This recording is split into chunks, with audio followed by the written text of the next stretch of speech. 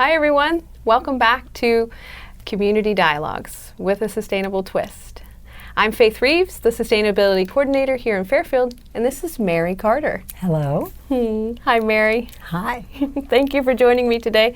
Mary is a friend, a long-time friend, a kindred spirit, one who loves the earth in so many beautiful ways, one who has been an advocate for our local food system here in Fairfield in so many ways that many of you will never truly understand when it comes down to Buy Fresh, Buy Local, the startup of our Fairfield Farmers Market. Mary has been a contributor in our community in so many ways for so many years, and I'm really grateful to have her in the studio today talking about another project that she is spearheading, that she is really trying to get the word out about. It's called Friends of the Night Sky, Jefferson County. Mary, what is Friends of the Night Sky, Jefferson County? So Friends of the Night Sky, Jefferson County is a group. There's three of us that came together, and we all had the same observation and interest. We've observed over the last many years the increased amount of artificial light in our environment at night. And because of that, the diminished ability to see the beautiful night sky, the universe.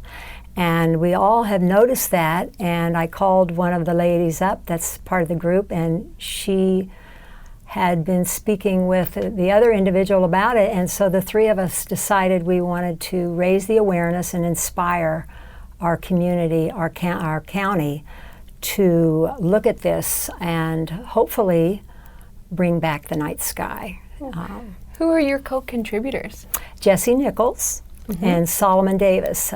Solomon Davis is the person responsible for the cinema at the Civic Center. Oh, it's so fun. So we have youth and we have elders and wisdom. Lots of wisdom. Lots of wisdom. Yes. Yes. Mary, tell me about the most beautiful night sky you've ever experienced. Well, we have a hot tub that sits under the night sky, and we live northeast of town about 5 miles. So fortunately, we are facing the stars and don't have light interfering with our view. And we were out one evening, and we looked to the south, and a ball of light came across the sky for, it seemed like 5 seconds. Just a huge ball of light, and then it just broke into pieces. And I would say that probably is one of the most, and what was so cool about it is our son was at the softball field playing a softball game, and he looked up and observed the same thing that I did. And my husband. So we kind of had our mouths open for that whole experience. So I'd have to say that's probably one of the highlights. It's beautiful. It was pretty cool. I love night skies in the hot tub, I'll tell you. Yeah, exactly. It's lovely. Oh, I can see why you have deep inspiration to protect the Jefferson County night sky. Yes. So, how can you encourage individuals in the community to adopt night sky friendly practices? Well, I think the first thing is become educated. Darksky.org is the international organization that we chose to learn from, and we want to become a chapter under the International Dark Sky organization. It's called darksky.org. And if you become educated, education creates inspiration. So you really have to know what this is all about so you understand why it's so important to protect the night sky. Just for example, Jesse, when we first got together, said, I would like kids to be inspired to realize that life is more than what's on your phone, that there's a universe out there. And if they never see the stars, and 8 out of 10 Americans have not seen the Milky Way, so that tells you how much artificial light is in our environment. But that can inspire them to become or to do greater things. And I was visiting with an employee at Everybody's and telling her that what we were doing, and she said, my dad would take us out and we would lay in the field and look up at the stars, and she said, because of that, I wanted to become an astrophysicist. So I had never thought of it from that angle. I had just thought of it from the angle of just laying down and seeing the stars. But what it does to inspire and to bring home the experience of another part of life. And so become educated, and then there's 5 principles of responsible outdoor lighting. And on the website you can read about these, but the lighting should be useful. It should be only where it's needed. In other words, you don't light your whole, if you have a security light, the security light just comes on right where it's needed. It doesn't light up the neighbor's yard, the neighbor's bedroom, the whole street. It just lights where it's needed. So it should only be useful, only targeted where it's needed. Say you need a light on the doorway when you come home. The light can go down and be just directed right where it's needed. An example is using a down lighting. This is an example of a down light. They come in all different colors. Here's another example of a down light where the light is face down. That's one of the keys, is the light does not go out and does not go up. And then that the light is at a level that does not harm humans and wildlife, and doesn't take away from the quality of the night sky. So, for example, when a bug is buzzing around a light, the bug is looking for a mate or looking for reproduction, and it wears that bug out, and the bug may actually die. So we don't want to lose any more beneficial insects than we already have. So that's why the light should be a lower level, and only come on when it's needed. So maybe it just comes on, it's a motion sensor. That's one of the best ways to do it. And again, that the lighting is a warm color. So if you do nothing other than just change your porch light to what's called a bug light, it's a yellow light, it's amber colored, it doesn't harm the insects, and it still lights up the area that you need to light. So really, just light only where it's needed. So that's something that everybody can do, doesn't really cost very much, and it together will make a big difference. So by doing those 5 principles, 5 principles, we decrease the light pollution in our local area, our local environment. We open up a little bit more of an expansive view to the night sky, but also we get our own, natural rhythms more back in sync. Yes. The circadian rhythm factor, and it's not just us that are affected by that light pollution. Well, a lot of, I'm what you'd call one of the older generation now, and a lot of people our age talk about quality of sleep. So this is absolutely something that does affect the quality of sleep, is the brightness of the light that you're exposed to. It does affect circadian rhythm, so that's how it affects humans. But we're also affecting how animals reproduce. And we actually need the dark as much as we need the light.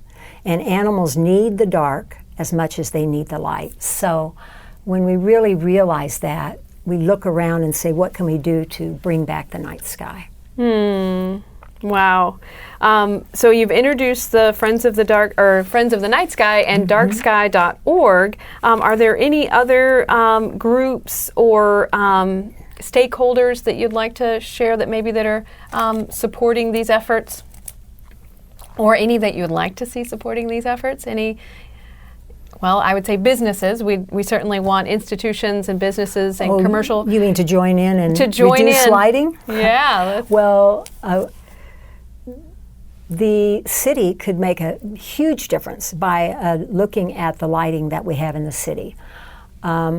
Everyone that I speak to about this knows about a street light that's shining in their bedroom. So there's many communities that are dark sky friendly, and it does not affect the safety of their streets. It just affects the quality of life in a positive way. So we can look at the lighting that we already have in place, businesses that have these huge security lights that come on and you can actually see them almost a mile away. Well, that light really should only be lighting that parking lot and only come on when it's needed. So businesses can look at this, the city can look at this, the school district can look at this. Lighting became cheap, and so when it became cheap, and especially when we have introduced LED, everyone thought that more is better, and more is not better when it comes to bringing back the night sky. I can see with the lighting becoming cheaper and it being deployed so readily, we kind of get attached to that lit up night, and it makes us feel safer. What is the truth behind that? What do you think? Well, it's very interesting. We do think that more light makes us safer, but they've actually shown that when you have a light that produces a glare, that you're actually blinded by that light. And again, a lot of people my age that are driving now know about the glare from those lights, the glare from even an oncoming car with the new LED lights, and it actually blinds you. And so those glares and those security lights are actually blinding you, and you could actually have someone who, with ill intent, standing in the shadow behind that glare, and you not even see them. So more is not safer. And there are communities where they have become dark sky communities, and the police have actually said, with this better lighting, they can drive around in their cars and see much better than they could before, where there was so much glare. So more is not safer. So again, education is the key to understanding that. And is all of that educational material perhaps maybe links into those communities? Is that available on the Dark Sky website? Oh yes, there's everything you want right now on the darksky.org. We want to have our own website, and that's one place that we could use some help. Great. And so you need a web developer, and you need to do some fundraising to hire a web developer. Sure. Yeah. What other ways can the community contribute to help spread the word and to help the adoption of Friends of the Night Sky program? Well, we have a Facebook group. It's called Friends of the Night Sky Jefferson County. You can join the Facebook group, and you can also email us at our email address, darkskyfairfield@gmail.com. And then there's going to be a link below this video where you can actually fill out a survey and let us know, what talents you have or what interest you have in this coming about. So I can see for homeowners, something like the downlights or the shields could be pretty simply installed. You could. Yes, I do not have the knowledge to know for every light what shield that you'd need, but the company that makes say you have a security light, the company that makes that light, here's an example. Maybe it's one of the big square ones. This would be a shield that would be put on that, and instead of that light shining out, this would be attached to that light, and the light would shine down. And again, that's one of the basic principles, is that the light shines down and not out and up. So there's shields that for existing lights, but you can also just buy downlighting. Home Depot, Lowe's, Menards, you can go to the companies that are on the darksky.org website. If you have a larger business, say, I'm just thinking of a company like maybe one of the manufacturing companies, and they have lights all around their building, they may want to replace them, with these more professional lights that they talk about on darksky.org. But there's so much help on that website. Great. Are those shields linked, the business, the company that produces the shields, are they linked? I don't know. I haven't learned enough about all the specific types of lights and how to get the shields yet. So okay. That's something we need help with. We need more research. More to do. And so in addition to fundraising, we will provide an opportunity for you to be able to contribute to the Friends of the Night Sky Jefferson County. We'll provide that link for you. But also, what else could the community do to contribute to the success of this? Are there other skill sets besides web design that you might be looking for? Oh yes, we need people to write articles. We need just organizing events. We'd love to do a dark sky party where you go out in the country and you take a bunch of 8th graders who have not spent much time under the dark sky, and you show them the Milky Way. So we need event organizers. I have a whole list of all the help we need. We need lots of help, but there's so much momentum going already, and it's a wonderful project to plug into. I can see that Fairfield could really become one of those listed communities Yes. that is a dark sky community. Mary, thank you so much for bringing all of this information and the instructional applications, how we can actually do this. Again, it's start with a bug light if you can't find the shields. Look for the downlights in the shields. You may have to get a certified electrician to deal with those for you if they're hardwired in, but sometimes you may not. Yeah. Follow the 5 principles that you find on darksky.org. Reach out to Mary. Get on the Friends of the Night Sky Jefferson County Facebook page, and we'll make sure that is linked in the description also. Is there anything else, Mary, you would really like the community to know?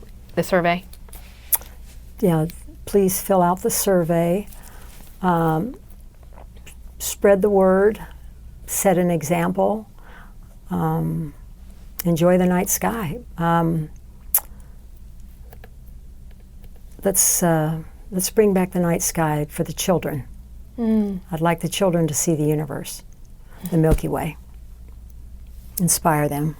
Thank you, Mary. Let's do it, Fairfield. Let's bring back the night sky.